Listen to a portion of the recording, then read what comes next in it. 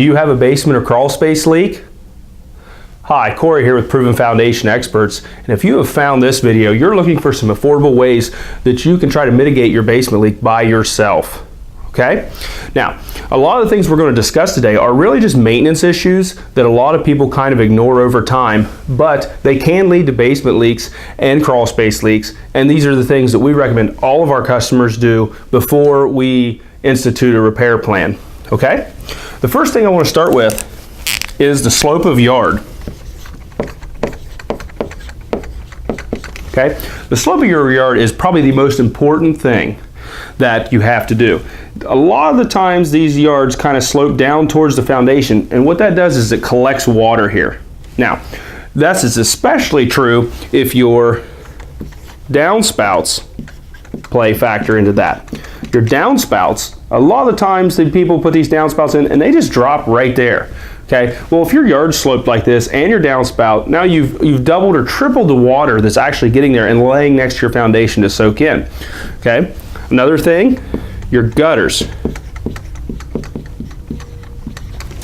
These gutters up here, they get plugged up. Nobody wants to crawl on a ladder and clean their gutters. I get it, I don't want to do mine either, but we have to do it. It's a very important maintenance issue, because if this water's not getting in the gutters and it's just running over the top, and then your yard sloped right here, it's all laying right here, just more water to your foundation. Okay, so what we want to do is we want clean gutters, we want nice downspouts that turn out and exit, and we want a yard slope, a minimum of 10 foot from the house. Okay, that's how far we want the yard to slope. This gets all this water out in the way so that it doesn't lay there and soak into the foundation. Now, the last thing you need to check is your exit lines.